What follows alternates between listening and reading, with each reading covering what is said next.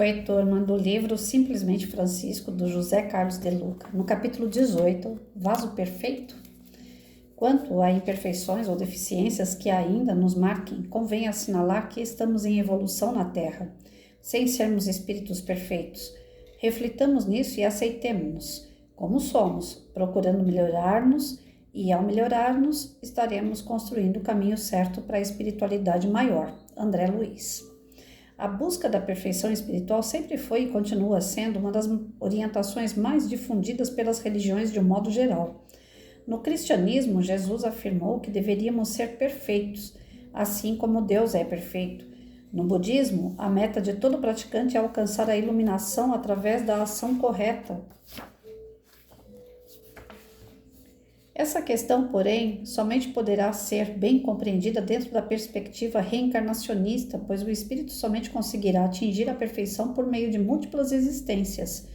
Sem esse olhar, isto é,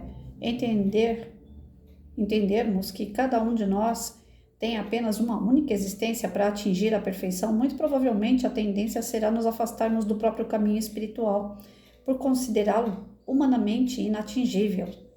Ou então passaremos a fingir que já somos moralmente puros e perfeitos sem que isso reflita nossa realidade interior, vivendo uma religiosidade de fachada, exatamente aquela que Jesus tanto criticou nos escribas e fariseus. Não questiono o imperativo da evolução. Basta olhar a natureza para se dar conta de que ela é uma lei da vida. A espécie humana vive num permanente processo evolutivo. Se assim ocorre na dimensão biológica, cujo desenvolvimento teve início há 6 milhões de anos, principiando com os pré-australopitecos, chegando aos Homo sapiens, com mais razão, a lei da evolução também engloba as realidades do espírito imortal. Segundo o Espiritismo, todos os espíritos são criados simples e ignorantes, iniciam a escala evolutiva na classe dos espíritos imperfeitos, e, por esforços, alcançam a categoria dos espíritos bons até um dia atingirem a condição máxima de espíritos puros, espíritos perfeitos. Da ignorância à perfeição, levamos milhões de anos, centenas de encarnações. Ninguém vira anjo do dia para a noite. Ninguém se desvencilha da carga de paixões e ignorância de uma hora para outra. A natureza não dá saltos. Daí a razão das vidas sucessivas, experiências que o espírito vai tendo para construir a sua evolução, cujo prêmio outro não é que não a própria felicidade. A imensa maioria dos espíritos que se encontram na Terra, incluindo a mim, ainda é formada por almas imperfeitas, predomínio do ego. Estamos muito distantes da condição de espíritos perfeitos. Então, como entender de forma racional a busca pela perfeição? Compreendendo que ela é um processo longo, é uma estrada contínua, um horizonte distante que aponta para onde deveremos seguir e que baliza o sentido da nossa caminhada. Isso quer dizer que por muito tempo ainda teremos de conviver com as nossas imperfeições, erros, fragilidades e ignorância. E de que forma faremos isso? Geralmente aqueles que se lançam no caminho religioso buscam ardentemente a perfeição imediata. Tornam-se tão obcecados pela iluminação espiritual que se tornam perfeccionistas, demasiadamente exigentes, cobradores rigorosos, implacáveis com a condição humana, a sua e a dos outros. Tudo isso não me parece um caminho psicologicamente saudável, porque cria um antagonismo interno, uma falta de aceitação daquela porção nossa ainda não desenvolvida, que requer tempo, longo tempo, para ser amadurecida. Desse modo, se estabelece uma guerra interior, que não tem mais fim. Uma insatisfação crônica, incurável, incompatível com o mínimo de alegria necessária para se viver relativamente bem. E como essa perfeição está muito distante de nós, de duas uma. Ou desistimos da jornada, desanimados com o inatingível, ou passamos a fingir virtudes que não temos. Haveria então alternativa melhor, mais sensata e saudável? Uma história de Francisco pode nos ajudar a encontrar esse caminho. São Francisco trabalhava em uma olaria atrás da capela do convento de Santa Maria, construindo um vaso que se aproximava à perfeição. Trabalhando por muitas horas, fazendo e desfazendo, alguns momentos se irritava por não alcançar o que queria. Chegada a hora da oração, A inquietude tomou conta dele porque não conseguia rezar diante do Santíssimo. O pobre homem de Deus também não estava conseguindo se concentrar nas coisas mais simples e cotidianas da sua vida. Então tomou uma decisão, foi à olaria e quebrou o vaso, retornando à sua tranquilidade. O inatingível desejo de construir um vaso perfeito tirou a paz de Francisco. Nem rezar ele conseguia mais, somente quando quebrou o vaso, aqui simbolicamente entendido como o desejo da perfeição, é que ele recuperou a paz. No meu caso, todas as vezes que tentei ser perfeito, não tive bons resultados. Acabava me aborrecendo, porque nunca atingi o resultado desejado. O livro perfeito nunca consegui escrever, e sempre que tentava ficava frustrado e a escrita não fluía gostosamente. Havia um nível de exigência meu humanamente inalcançável e, por mais paradoxal que possa parecer, quanto mais perfeito eu tentava ser, mais distante ficava daquilo que naturalmente eu poderia render. Mas será que eu deixei de ser perfeito dentro daquilo que a minha evolução naquele momento me permitia ser? É para se pensar. Não pense que estou pregando o abandono do nosso desenvolvimento espiritual. Não estou. Apenas prefiro falar em aperfeiçoamento, não em perfeição. Apenas desejo ser humilde ao admitir o que eu sou e o que, por ora, eu ainda não posso ser. Apenas desejo me conhecer e me aceitar como sou, sem me acomodar às imperfeições. Apenas desejo me reconciliar com os inimigos interiores, como ensinou Jesus, transformando a pedra de tropeço em estrada da minha evolução. Apenas desejo quebrar o meu vaso perfeito e viver feliz na simplicidade do que hoje eu posso ser. Televisãozinha ligada, tava numa musiquinha, entra nesses comercial de YouTube, já viu. Bom, vaso perfeito. Quem de nós, né? Vou pedir para vocês, quem de nós nunca exigiu de uma pessoa a perfeição? Ai, como eu gostaria que você fosse assim, ou que você fosse assado, né? Ou comparar uma pessoa com a outra. Falar, se você fosse igual a fulano. A gente está sempre olhando nas pessoas aquilo que a gente admira e aquelas pessoas com quem a gente lida, a gente gostaria que fosse igual aquele que a gente admira.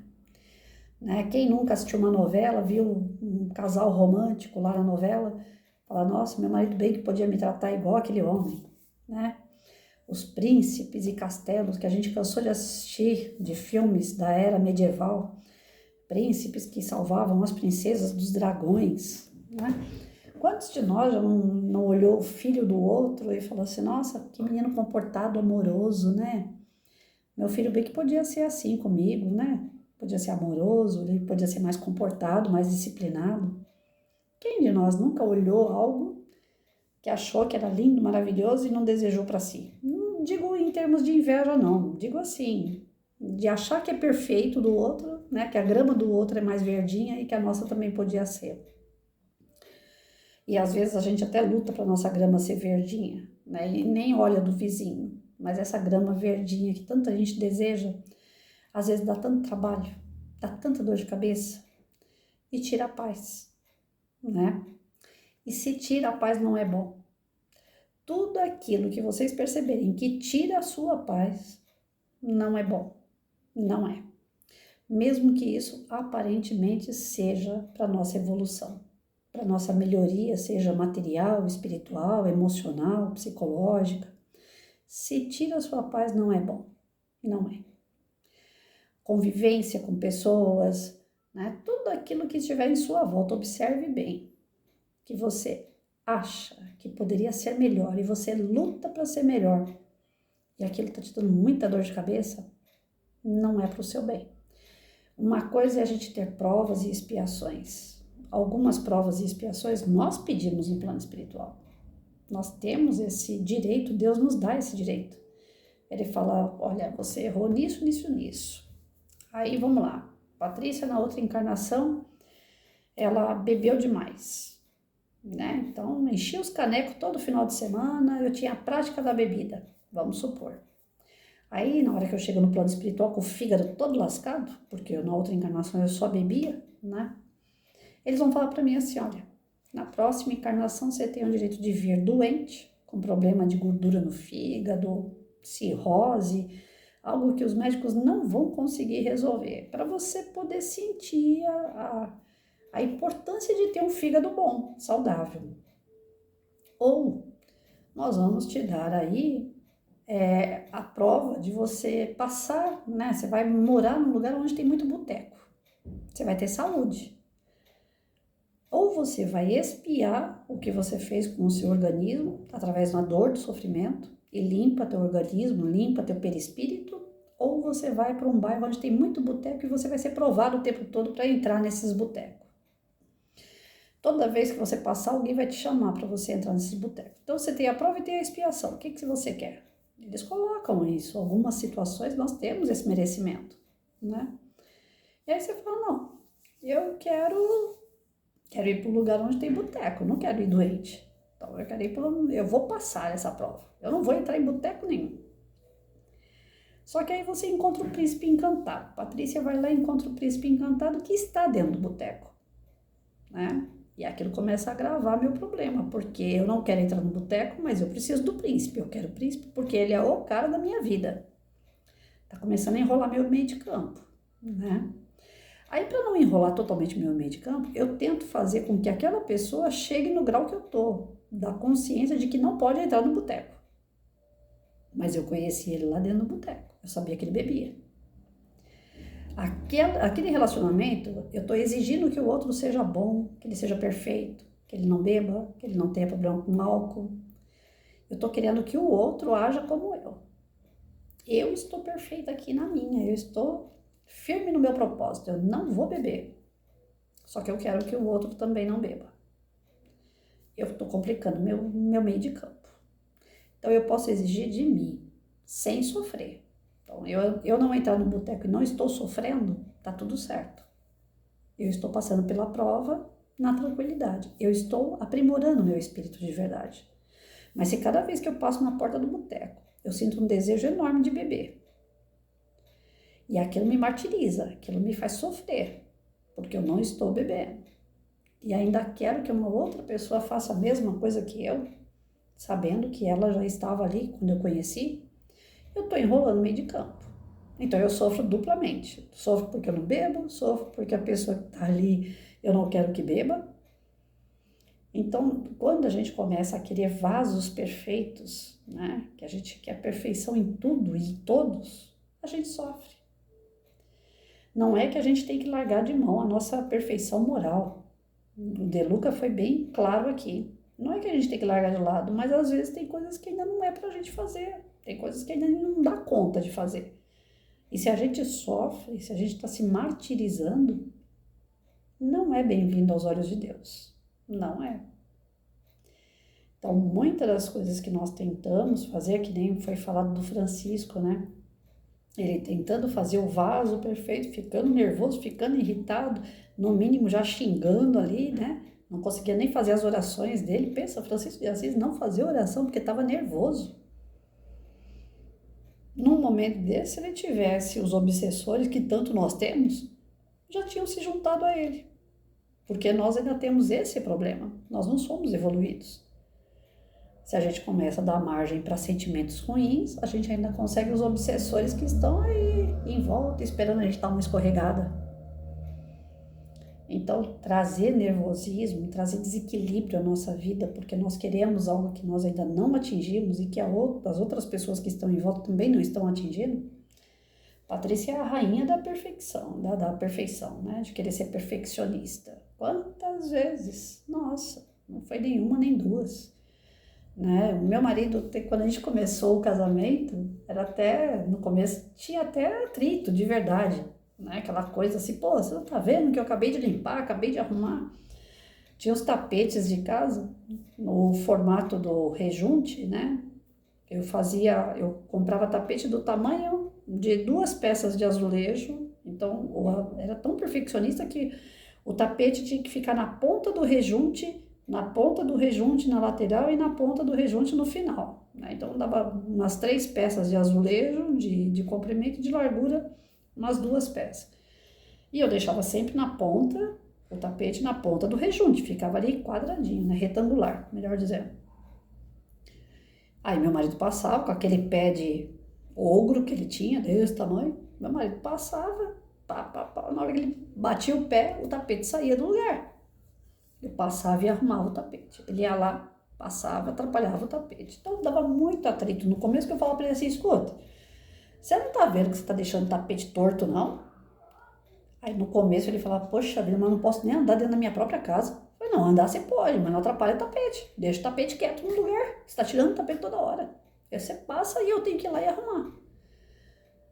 Aí ele via que eu não era coisa boa, né? Ele teve uma paciência de meu marido deve ter ido direto pro céu, porque para me aguentar só ele mesmo e Deus. Aí ele começou a ver que não tinha jeito.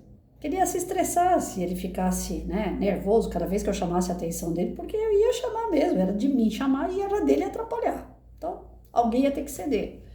E ele cedeu.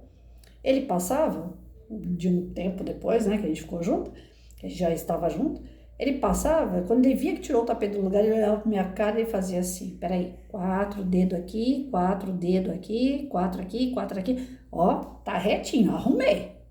Então ele fazia gracinha, onde eu dava risada. E acabava as brigas, acabava aqueles desentendimentos por bobagem. Ele entendeu que era bobagem, mas eu não. Eu ainda falava assim, venci, consegui, agora ele vai entrar no eixo, agora ele vai fazer aquilo que eu quero.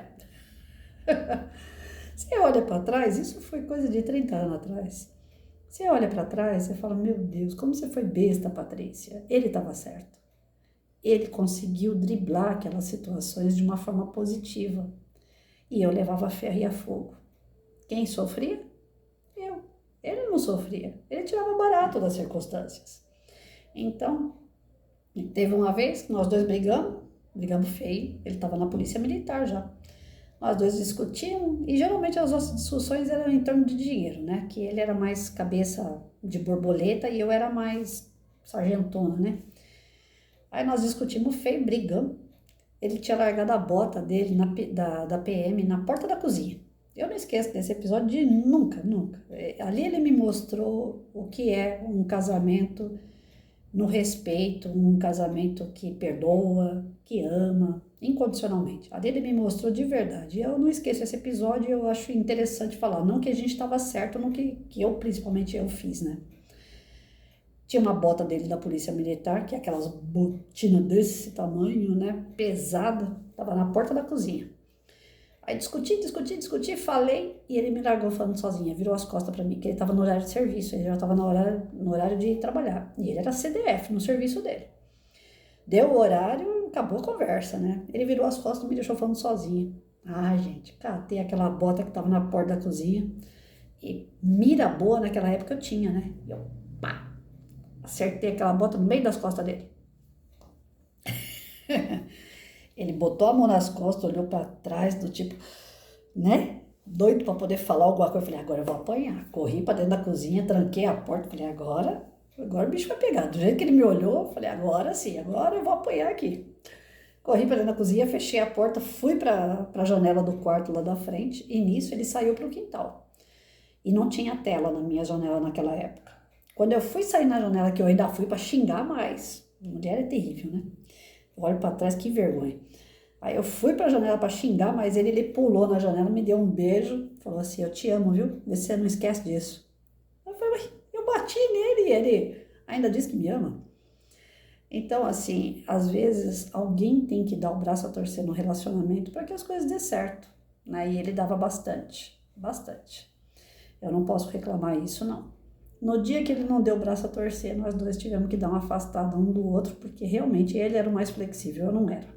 Hoje, 30 anos depois, algumas coisas eu vejo que eu mudei nesse sentido. Eu consigo sofrer menos, de exigir menos das pessoas. Se as pessoas têm para dar, ótimo. Se elas não têm, eu não quero mais exigir nada de ninguém. Porque a gente sofre querer que o outro seja bom, que o outro seja melhor. O último relacionamento que eu tive, meu Deus, como foi desgastante para mim. Eu já estava doente, eu fiquei mais doente, eu fiquei sem comer, eu perdi 13 quilos. Falei, peraí, a gente envelhece e fica mais burro ainda? Não, tá errado, tá tudo errado. Porque a pessoa me fazia passar cada nervoso por coisas assim que eu falava, gente, é tão fácil melhorar, tá tão fácil de consertar os erros e a pessoa não enxerga isso. Mas quem sou eu para ficar ensinando os outros, ainda mais com 50 anos de idade de cada um, sabe? Então, tem momentos que você realmente tem que quebrar o vaso. Não dá. Não dá para você querer que o outro faça como você, que o outro seja como você. E até porque você também ainda não chegou na perfeição, né? Você também está errado. Então, cada um é como é. Ou você aceita e convive bem como as pessoas são, dentro de um sistema de respeito, o qual nenhum dos dois estão sofrendo, né? Porque sofrimento é momento de quebrar vaso, seja ele o que for. Se o relacionamento não tá bom, não tem como melhorar, é o momento de quebrar vaso, seja ele o relacionamento que for, no serviço, em casa, família, homem, mulher, não interessa, né? Tudo aquilo que te faz mal é colocado para nós que nós não somos obrigados a carregar o mal. Aquilo que tira a gente do eixo, aquilo que tira o nosso equilíbrio emocional. Porque se tira o equilíbrio emocional, chegar ao ponto como o Francisco aqui, não conseguir nem fazer uma oração, gente, peraí, tá tudo errado, né? Tá tudo errado. Então, a gente tem momentos que a gente tem que ceder e falar, não é pra mim, não tá dando certo, né? Aqui em casa eu já fui crica pra caramba com limpeza, com faxina, com ordem, não que eu não seja, não que eu deixei essas coisas de lado totalmente, que a gente, quem é, né? Mas eu procuro não esquentar tanto a cabeça. Se hoje me der os 5 minutos e eu falar, tem roupa para lavar, não, mas amanhã eu lavo. Eu prefiro sair e tomar um sorvete na rua, eu vou tomar o meu sorvete. Antigamente não, às vezes eu faltava no meu trabalho para limpar a casa. Vocês têm ideia do que é isso? Para a casa ficar toda organizadinha, toda limpinha, e às vezes eu não dava conta de limpar tudo no sábado e no domingo. Chegava segunda-feira, eu estava limpando minha casa. Eu abonava na escola para eu poder limpar minha casa. Aí eu olho para trás assim e falo, bobagem que eu fiz, bobagem, né? Meus alunos ficaram sem a professora lá, lógico que vem outra no lugar, mas por uma situação que eu poderia ter deixado para depois, poderia limpar a casa depois. Então tem situações que realmente a gente quer uma perfeição, a gente quer tudo, né, do nosso jeito e faz a gente sofrer, porque não é do nosso jeito. E principalmente quando toca, então, no sentido Deus, né? Quando é Ele quem determina e a gente acha que somos nós.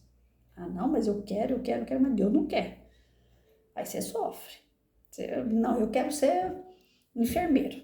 Aí você vai para fazer curso e dá tudo errado no seu curso, você tira a nota vermelha, você não tem dinheiro para pagar a mensalidade e você continua insistindo que você quer ser enfermeiro. Mas Deus não quer que você seja enfermeiro.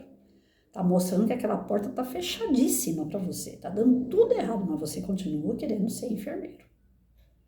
De tanto que a gente vai bater na porta errada, que chega uma hora que a gente é castigado, não por Deus, mas por nós mesmos, pela escolha errada. Aí, se a gente chega nessa formação de enfermeiro, pela insistência, né, pelo perfeccionismo de tanto estudar, de tanto se dedicar, não era para ser enfermeiro, era para ser dentista, por exemplo. Quando você arrumar emprego, você não é feliz. Você fala, poxa vida, estudei tanto, me dediquei tanto, e tem alguma coisa que está vazio dentro de mim, não é o que eu queria ainda. O que será que eu quero? Aí quando você vai descobrir, você já está velho. Aí você, mas agora, comecei a estudar tudo de novo, não vou ficar nisso aqui. E termina a vida sem motivo, sem razão, sem motivação, porque está no caminho errado, porque fez a escolha errada, porque colocou na cabeça que aquilo e tinha que ser aquilo. É a busca, né, da perfeição. Eu nasci para isso, mas chegou nisso e você não está feliz. Então por quê? Você tem que buscar aquilo que te faz feliz, inclusive no trabalho. Ninguém tem que ficar batendo ponto no trabalho porque precisa só do salário. Você pode muito bem ganhar seu salário e ser feliz naquilo que você faz, né? Eu trabalhei mais de 32 anos dentro de uma sala de aula e como aluno, eu não posso dizer que eu fui infeliz. Por mais que tinha um ou outro, né? Todo ano trocava de aluno, às vezes aparecia aluno que dava dor de cabeça, mas grande parte não dava. grande parte era aquela, não é que são doces de candura que criança apronta, mas era gostoso ver a transformação dos meus alunos, eu tinha prazer nisso. E enquanto professora também eu fui muito crica, muito perfeccionista. Quando eu percebi que eu podia lidar com as diferenças sem ser perfeccionista na sala de aula, ficou mais leve minhas aulas, ficou mais gostoso, ficou mais descontraído. Mas enquanto eu achava que a aula tinha que ser naquele estilo que eu fui criada, né? O aluno tem que levantar quando o professor chega na porta da sala, né? Tem que bater continência todo dia, aquela coisa, né? Da licença, professor, não sei o quê. Não que na minha sala não tivesse disciplina, sempre teve. Mas tinha também carinho, abraço, aproximação, aceitar o aluno como ele é, porque na nossa época não, era para ficar todo mundo igual, não interessava. Aos professores os nossos problemas sociais, familiares, econômicos. Você tendo dinheiro ou não tendo dinheiro, você tinha que estar com o uniforme impecável. Ai de você se chegasse lá na aula de educação física e não tivesse aquelas 2 listrinhas vermelhas na meia. Se tivesse uma listrinha só, você voltava para casa. Se a roupa tivesse encardida, você voltava para casa. Tinha que ser todo branco, perfeito. Né? Eu tenho certeza que os professores daquela época que exigiam tanto a perfeição da gente, eles também sofriam. Porque é muito rigoroso. Tudo que é muito rigoroso, tudo que é excessivo faz mal. Se você descambar, não, deixa do jeito que quiser, vem para a escola do jeito que quiser, aí dá nisso que tá aí hoje. A molecada vai com a bunda de fora para a escola.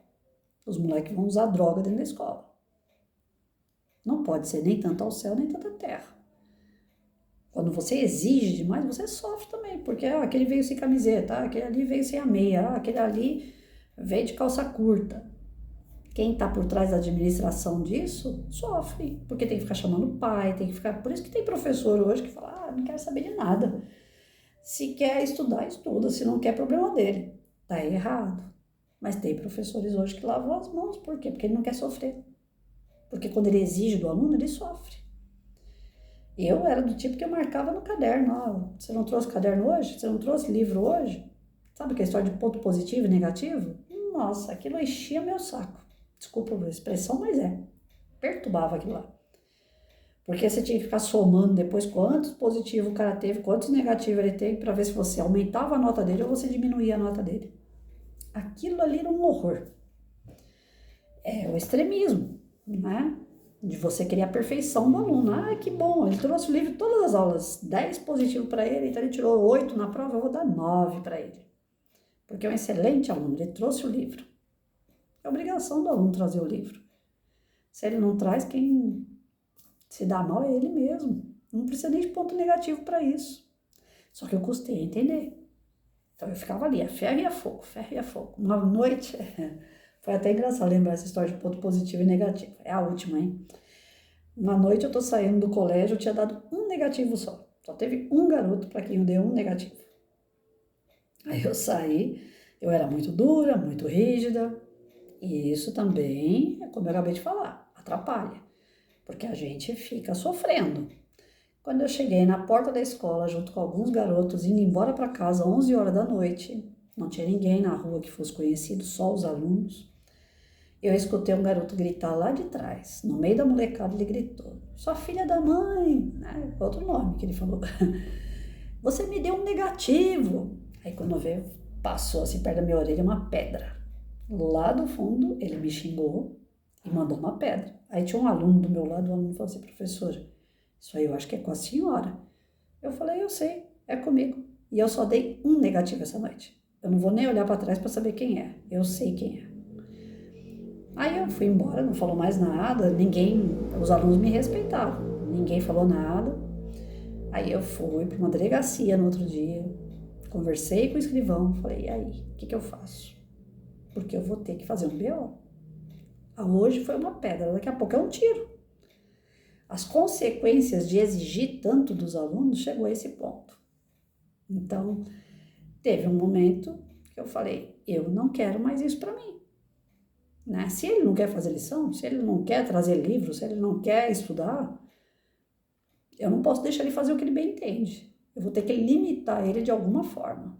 Mas não vou ficar mais esquentando a cabeça com essa história de ponto positivo e negativo. Eu parei com ponto positivo e negativo depois desse dia. Porque era uma encheção de saco, gente. Você ficar detalhando o que cada um faz, o que deixa de fazer. Até olhar caderno eu não olhei mais. Eu olho assim, né? Quando eu quero conhecer a história do aluno, quando eu quero ele mais perto de mim, aí eu chamo. Aí o caderno serve de desculpa. Mas na verdade o caderno do aluno é obrigação dele. Se ele quiser fazer, ele faz. Se ele não quiser, é problema dele. Então eu não esquentava a cabeça com caderno, eu esquentava a cabeça com nota. Tem que fazer prova, tem que tirar nota, tem que estudar, tem que entregar trabalho. Isso eu ainda continuei pegando no pé. Mas não daquele jeito que eu pegava por conta de ponto positivo e negativo. Então, os detalhes, às vezes, que a gente exige das pessoas, nos causam transtorno. Porque o outro não está no mesmo patamar de maturidade, o outro não entende aquilo que você deseja. E aí existem os atritos, e os atritos constantes geram briga. E a briga, sofrimento. Então, a gente pode evitar, né? Tem sentimentos que a gente pode evitar. O sofrimento por querer coisas que estão... Quando é da gente, quando é algo que depende só da gente e dá para fazer sem neura, beleza. Mas se depende de um outro, ou se depende da gente com neura, sabe? Ah, eu coloquei o caderno aqui virado de cabeça para baixo, agora tem que ficar de cabeça para baixo, né? Se eu passo e vejo ele virado de cabeça para cima, Patrícia, mas que hora que você passou aqui que você deixou esse caderno desse jeito? Então, se eu começo a me questionar muito por coisas pequenas, isso gera sofrimento, gera dor, angústia. E a gente não quer isso, né? Francisco não queria isso. Quando ele percebeu que aquele vaso, que tanto ele queria perfeito, não ia ficar perfeito, ele quebra essa porcaria aqui, eu vou fazer um outro que seja torto mesmo. Hoje em dia, a coisa mais comum que tem, não sei se vocês já observaram, mas os móveis são tudo torto. Não existe mais móvel retinho. A grande parte é tudo torto. As cadeiras que eles inventam é cadeira tudo torta, é puff, tudo torto, né? A graça que tem de fazer como é que chama, meu Deus, um revestimento de parede hoje, já não é mais aquele revestimento liso, com massa corrida, com tinta plástica, não. A parede é toda torta. Você desenha na parede um monte de coisa. Aqui nesse quarto que eu tô, os dedos que estão, o desenho que tem aqui na parede são os dedos do meu pai. Passava a massa corrida e passava os dedos dele em cima. Lá no meu quarto, a massa corrida que foi colocada lá eram os dedos do meu marido. Então, até a parede hoje não é mais regular, retinha, certinha. Você vai colocar um painel na parede, você percebe que o pedreiro não teve aquele cuidado de medir a parede 3 metros de um lado, 3 metros do outro. Não, é 3 metros de um lado, 2,80 do outro. O painel fica torto porque a parede é torta.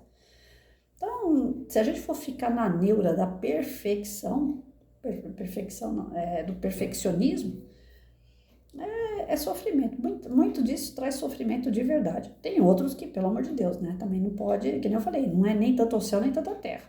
Tem coisas que tem que ser certinho mesmo, porque se não for certinho, um prédio, se não for totalmente, né? Uma casa, uma estrutura, se não for totalmente calculada e direitinho, cai em 2 tempos, né? Tem coisas que tem que ser o mais perfeito possível. E tem outras que a gente não precisa ficar esquentando a cabeça, dá para ir amenizando de outras formas, sem... Aqui, quando eu vi que as paredes eram tortas, eu falei pro marido, falei pro meu pai, falei, passa a massa corrida aí que vai ficar irregular e disfarça essa parede torta. A gente vai arrumando criatividade para... Como meu marido era criativo diante da minha exigência da perfeição, né? Então, perfeição. Estou usando a palavra errada. Então, a gente tem que procurar, isso, né? Ser mais leve possível. Não é ser largado, nem perfeccionista e nem largado. Mas a gente ser leve, meio termo. Vamos procurar o meio termo.